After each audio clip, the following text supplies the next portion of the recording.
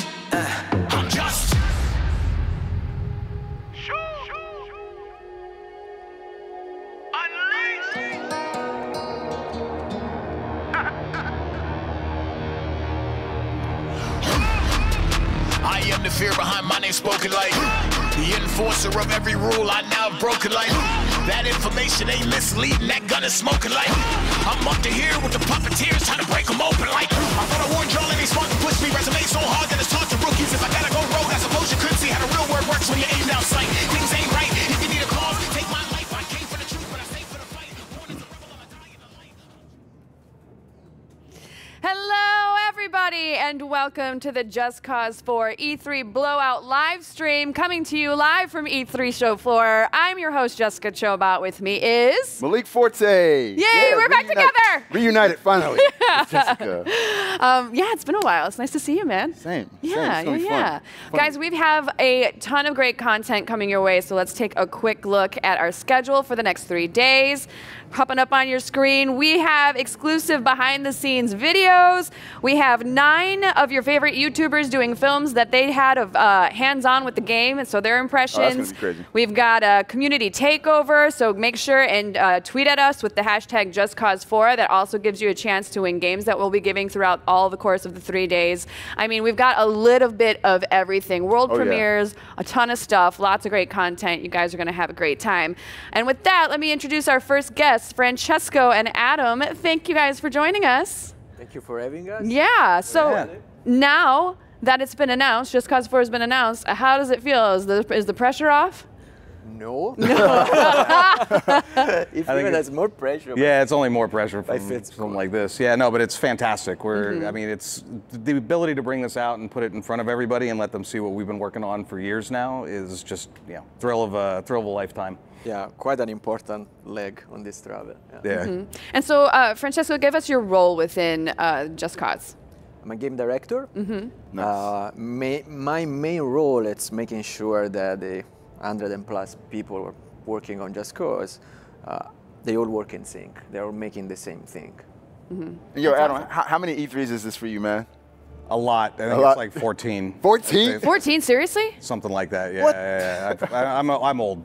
So that's what happens when you're in this industry long enough, is you go to a lot of E3s. Awesome. I think you've got about 2 more years on me. I'm about 12 in. Oh, okay. Francesco, how many have you I'm a had? baby in your comparison. This is my third E3. Your third? Yeah. Yeah. Yeah. It's still fresh and exciting for you. Yeah. Yeah. Yeah. It's not for You you? don't have the Oh, glazed eyes it's old and yet. exciting. I was gonna say, is it still fresh for you, man, coming here? Because like 14 is a lot, dude. You learn a were going lot when it about was the in Atlanta. convention center. You find your way around really easily. I know all the best spots out in the back loading dock area. So yeah, it's good. Yeah. Well, so now, Just Cause 4 is out in the wild. People know that it's headed everybody's way. They're very excited for it. You got a great press conference. We're going to be doing the live stream here today, talking more about that. What are some key elements that you've taken away from people's responses so far? They look excited, and that's a very nice surge of energy for both me and Dana, and hopefully for the rest of the team in New York. Absolutely. Yeah. You guys were Lot of- trending like worldwide on Twitter for a while too when the game was announced. Yeah. Oh, Yeah, that was great. pretty cool. There's a lot of good vibe now.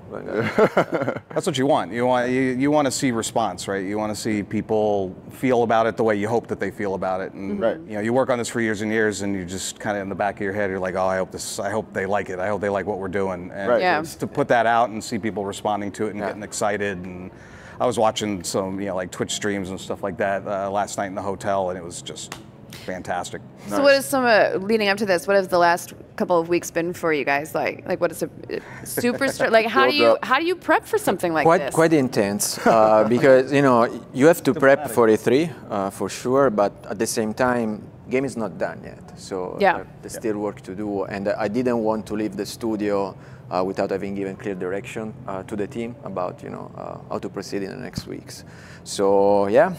A little bit of stress, but again, a lot of good energy, and I hope to bring it back in New York next week. Yeah, so when you land back in New York, it's go time immediately. There's no rest for the wicked, Oh, huh? there's no Pressure's on till the game goes gold. No, we hit the Easy. weekend just like we normally do, and then it's right back to the grindstone. Yeah, That's awesome. It's very important. It's really the last sprint. So, What kind of feedback have you gotten, both positive and negative, that you brought to Just Cause 4 that you wanted to kind of change things up a little bit? on Just Cause 3. Yeah.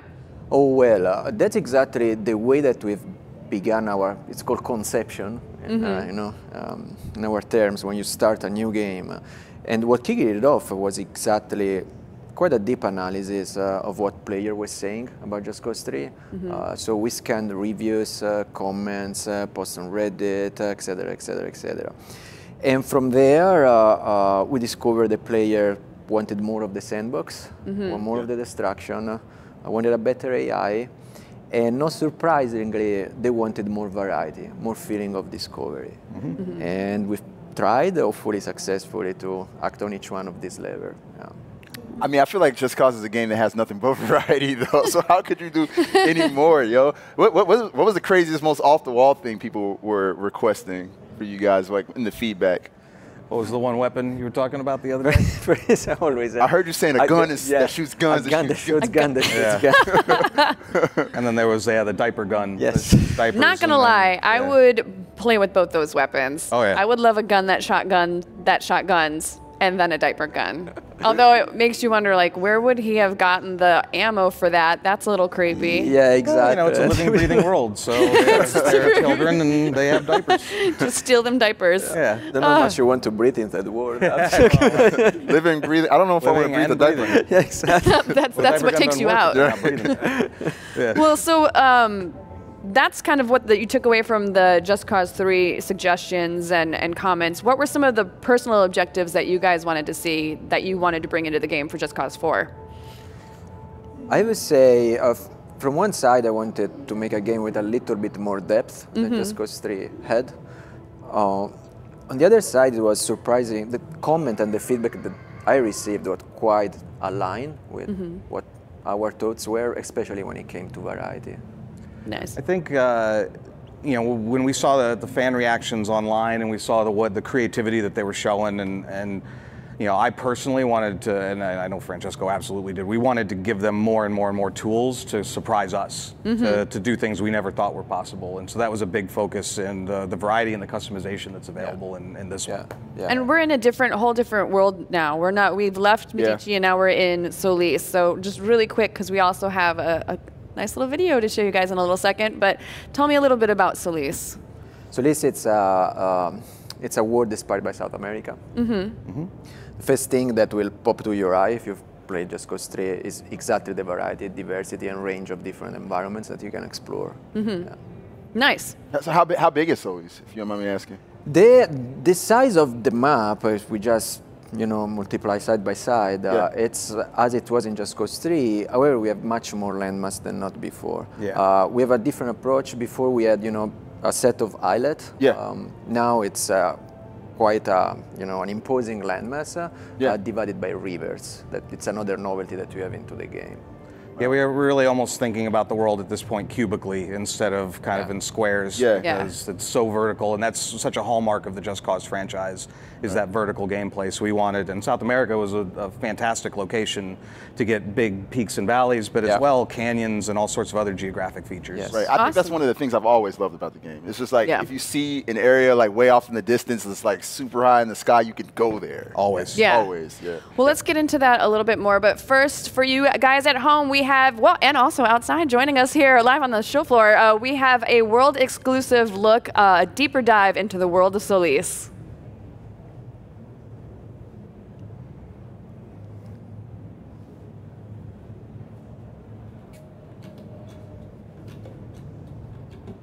This time around, we want players to really care about this world, really feel like they understand this world, and they really are get drawn into it.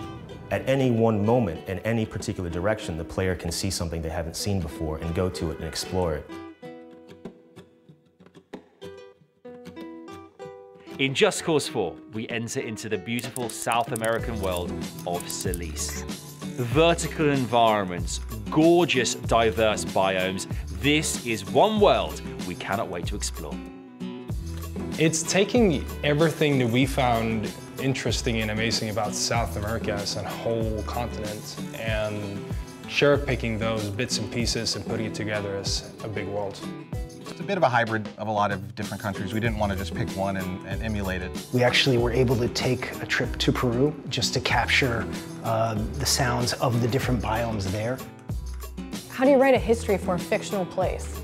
Oh, that's a great question. Okay, let's start from the narrative, okay? Who lives here? What does these people do? And then from there, we build the pieces and we make the town. Where the game starts is not where the history of the island starts. We went back to 500 years to try to create a historical context for the island that makes sense once you arrive there. Say in the grasslands, that will be composed of more contemporary buildings, where if you go up to the rainforest, where the original settlers came in, those buildings tend to be more of a colonial style.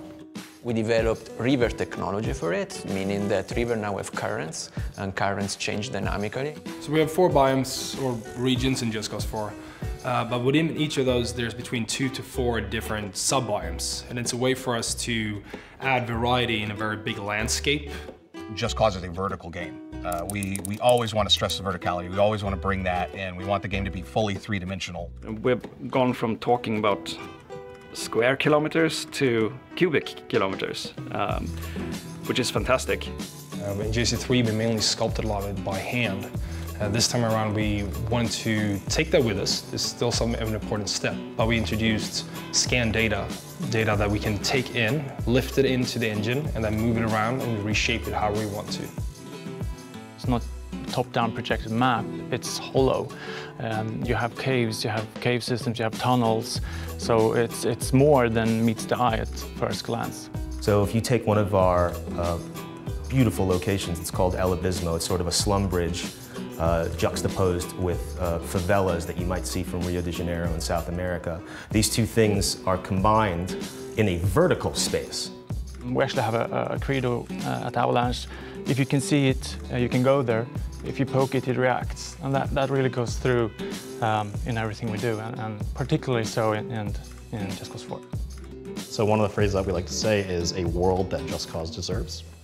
With the world that Just Cause deserves, one of the things that we really want to do was create a playground that feels relatable, so that no matter how long you play this game, you're always going to see something new.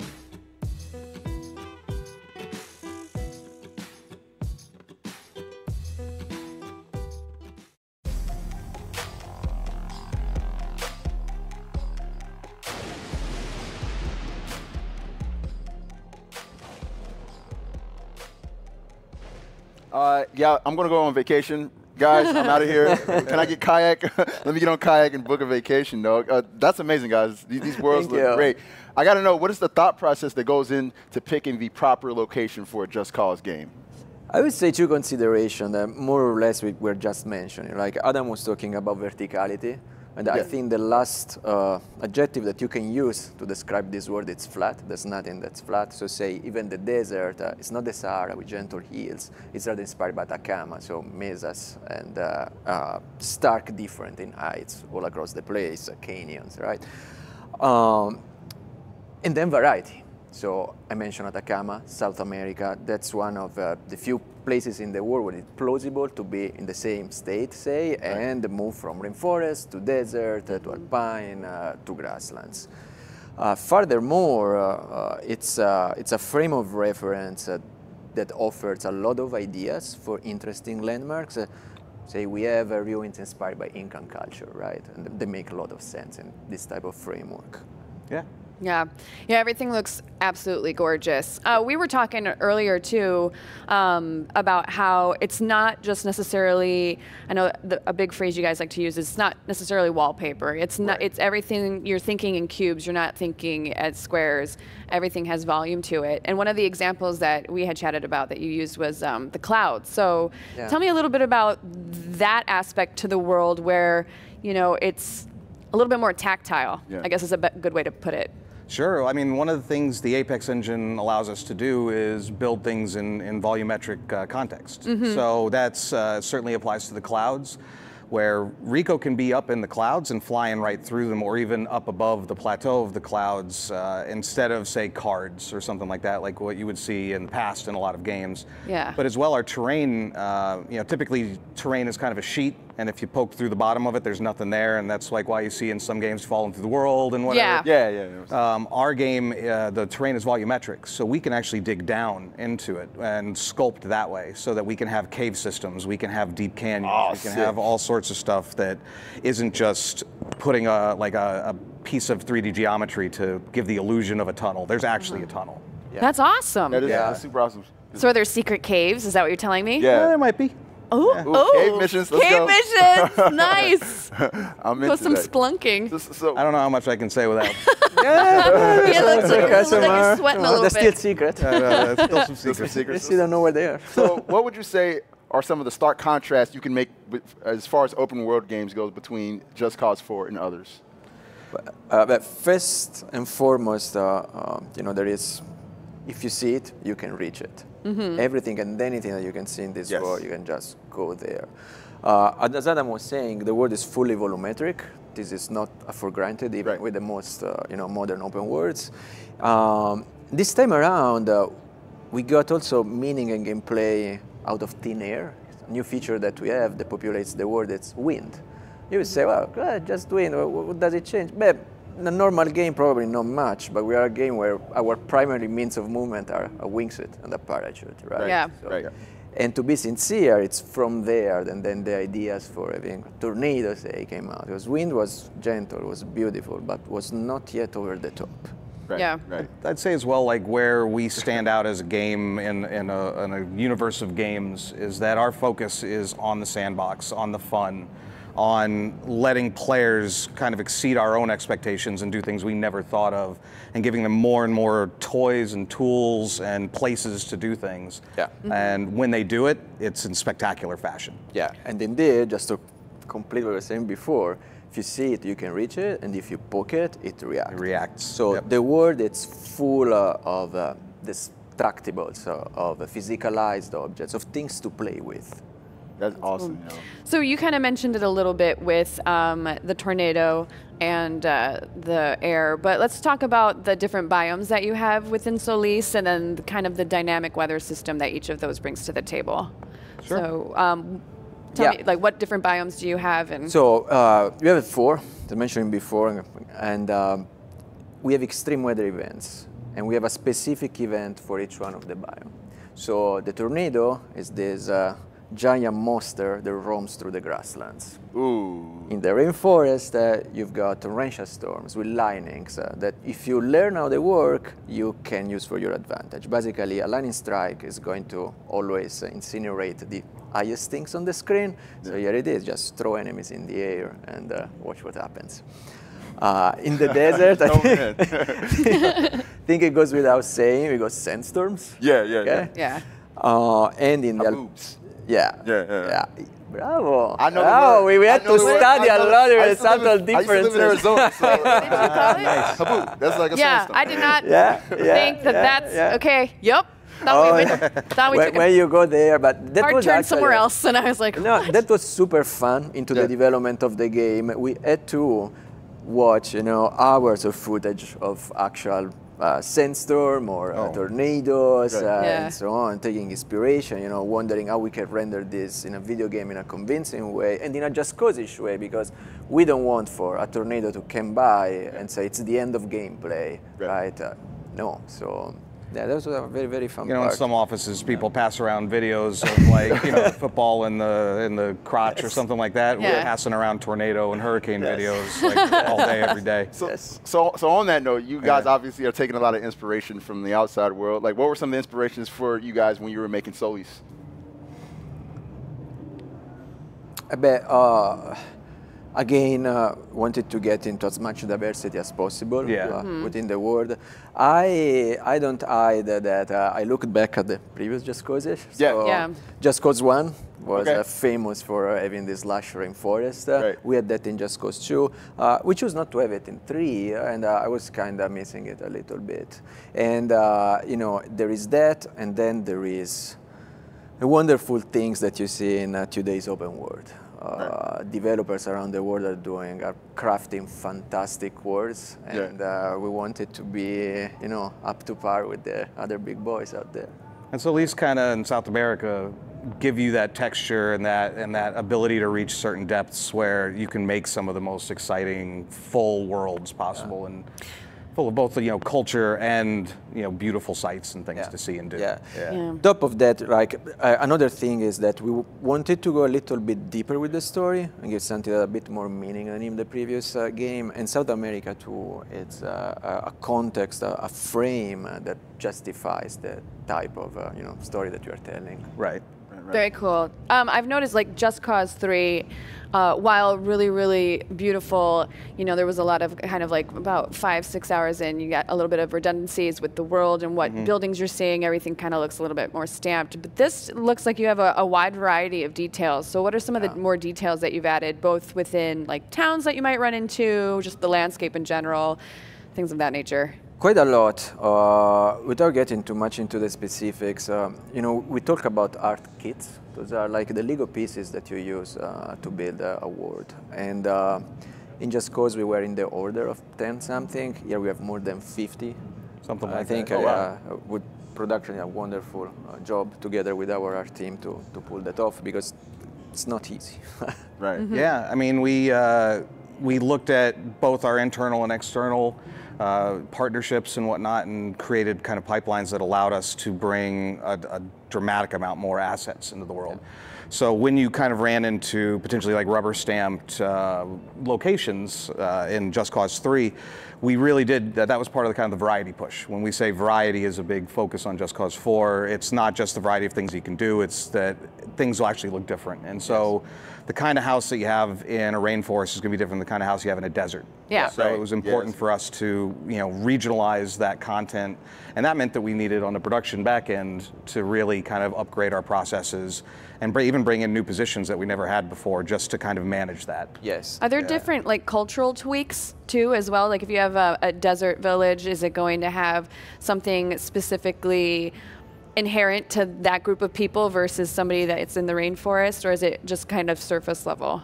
Totally, and beyond that, even within the same biome, if you hop from town to town, you're going to have different visuals and different experiences. That's cool. I would say before, like this time around, we wanted to have a story a little bit more depth, but it's an open world, so story doesn't come from a voice that tells you about it. It comes from what you see and experience in the open world. So this means, for example, that for each town, we've asked ourselves, so what's the story of this place? Who built this? What happened here? Et cetera, et cetera, et cetera. What are the politics? What is the world? Yeah. Right.